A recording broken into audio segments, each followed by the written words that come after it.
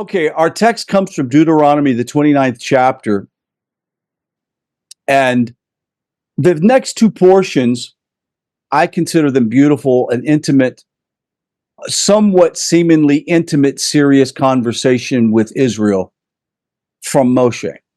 And we're going to read through this text. We're going to pause and take a look at a couple of key phrases, and then we're going to move on.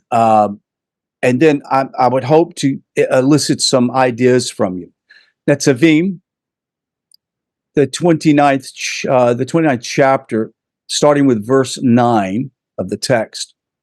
You stand this day, all of you, before your God, Hashem, your tribal heads, your elders, and your officials, every householder in Israel, your children, your wives, even the stranger within the camp, from the wood chopper to the water drawer. Let's draw attention to that first, and let's see who is excluded in this group.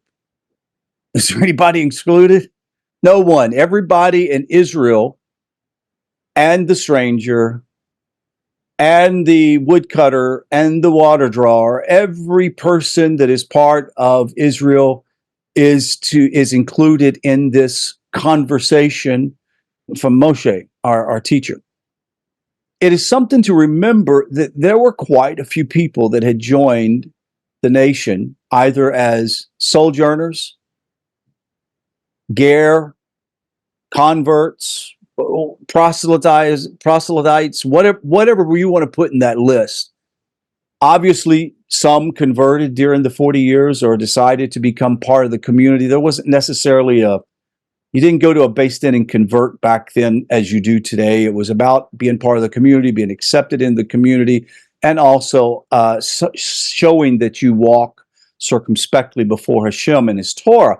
But the Gibeonites, if you'll remember Joshua, the 9th chapter, verse 4, if you'll remember, Joshua was, what's the word for it? Tricked by the Gibeonites. They came in, appeared to be wayward travelers and tired and weary. Can you help us? Can you help accept a weary family, a weary community? And literally, they found out that they were not from far away, but they were local, and he had made a covenant with them, and they had acted cunningly toward him. I don't know if they lied to them. They just didn't tell the full truth. But they were accepted into the community, and obviously many other people. So Moses had made them, according to Midrashic in Tanakuma, Nitzavim, says that he had made them woodcutters, water drawers. He gave them a place in the community. Now, I'm not really thinking that woodcutters and drawers of water are slaves either, so don't think that, but they were accepted within the community.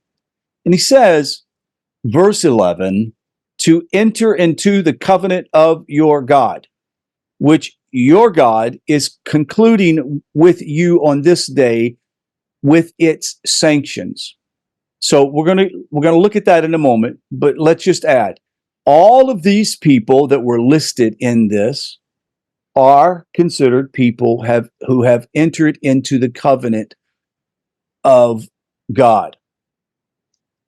Now, the covenant that each group enters into, whether you're Jewish or you're not Jewish, each one of us can be in the covenant, but they are different perspectives of the covenant. Does that make sense? We're not in it as Israelites are in the covenant. And Israelites are not in it as we are in the covenant, but we all are part of the big picture. We're part of the covenant that God had made.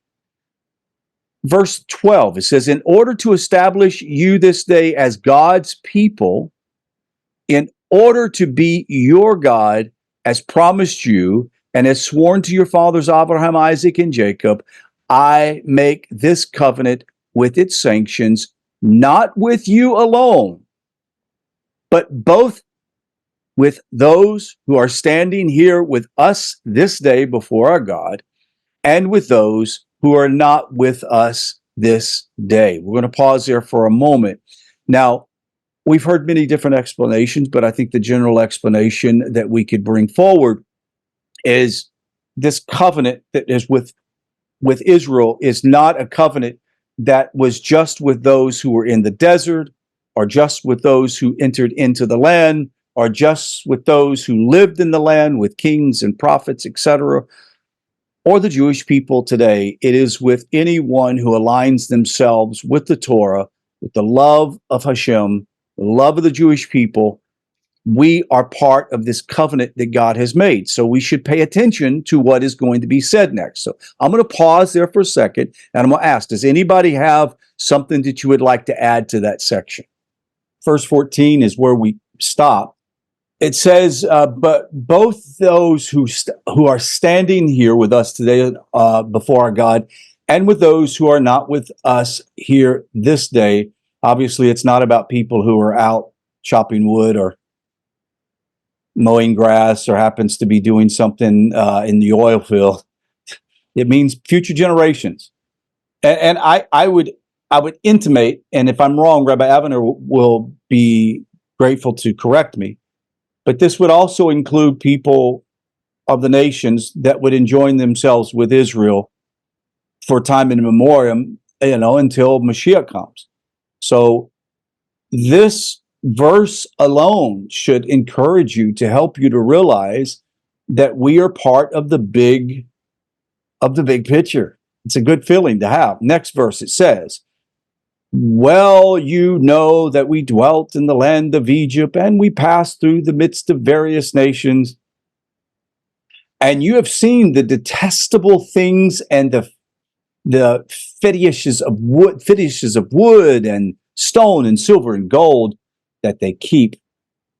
Perchance there is among you some man or woman, or some clan, tribe, whose heart is even now turning away from our God, to go worship the gods of other nations. Perchance there is among you a stock sprouting poison, weed, and weed worm. Well, let's see what they're saying. Well, first of all, we all understand the obvious. The obvious is someone who looks at the glitz and glamour of the idolater and want to partake in it. It's very, very alluring, even to this day, even though it's idolatry is not like it used to be. There are idolatrous things in this world that people just cannot help themselves but to be drawn to it. And he warns that there is also not only the person that might turn to idolatry or the gods of the other nations, but perchance there's someone here who has notice this, among you a stock sprouting poison weed and wormwood. What in the world is he talking about? Well, first of all, poison weed and wormwood, we know both of them are very poisonous, can kill you. It grew prevalently in the Mideast. And he says the word meaning here is interesting, because he's saying that there are those of you who have within your heart, even though that maybe others don't know, but a bitterness and a poison and a toxin of your sinful ways, things that you might be conceiving.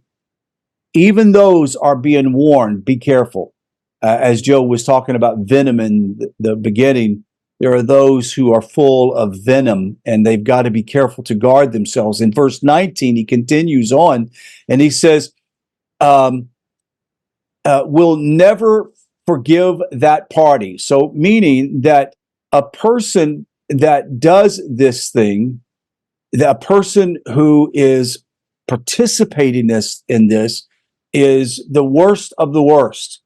Why is idolatry so bad before Hashem? Because idolatry is like adultery in a marriage.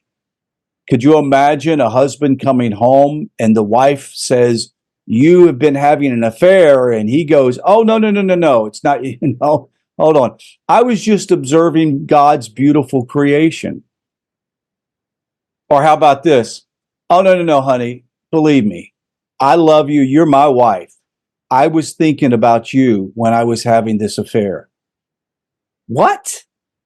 I mean, think about how disgusting that is, but there are people that feel that way. I remember the day when I was a Christian pastor and I had a 15, 20-foot cross. It's a large building, large facility, hanging above the the podium or the platform, made out of styrofoam that looked like real wood. It looked like a real rough hewn wood cross. And when I came to the knowledge of God, I immediately had it pulled down. Actually, I wanted to pull it down. Oh, this is funny. Sandy, you remember this? I wanted to pull it down, but I was debating. I actually was having this conversation with Sandy and a few other people. And was it one Sunday during service or right before service or right after? Help me out to try to remember. The wire snapped and it swung and was hanging sideways, right? And of course we had to remove it.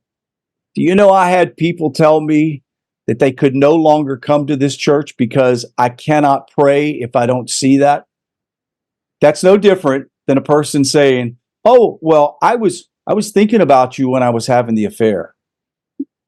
The intimacy was nothing. I was thinking about you." Really? And I understand in modern day, in modern times, Judaism and the wise sages of Judaism in this time as well say that idolatry is not like it used to be. Well, of course, it's not like it used to be. They're not burning their children in fires. They're not offering their children up to idols. But abortion is the worst that it's ever been. And I'm not talking about proper abortion that's supported by Torah. We're talking about just wholesale murdering your children, right? And we also have people that go to church and cannot and feel like that if they have some image that they can look to, that'll help them communicate with God. I understand, but for those of us who come from that place, it disgusts all of us the same. At the same time, I am not upset at a person who's a Christian who does those things. It is what it is. We all did it when we were there. One day Hashem will open their eyes to see. So first of all, let's now open this verse and let me get some of your input. What do you see? What's going on? What do you think? What have you read? Anybody? Let's move on. We have some more time here, so we'll go on. I'm sorry it's not moving as fast as we could, but I'd rather squeeze the essence out before next year we'll come up and we'll start with the second part. And later generations will ask, this is verse 21, the children who succeeded you and the foreigners who came from distant lands and see the plagues and the diseases that Hashem, your God, has inflicted upon that land, and its soil devastated by sulfur and salt beyond sowing and producing no grass growing on it, just like the upheaval of Sodom and Gomorrah, Admah and Zeboim, which God overthrew in a fierce anger. All nations will ask, why did Hashem do this to this land? Wherefore that awful wrath? And he says, they will be told because they forsook the covenant of Hashem, God of their ancestors, made with them upon freeing them from the land of Egypt.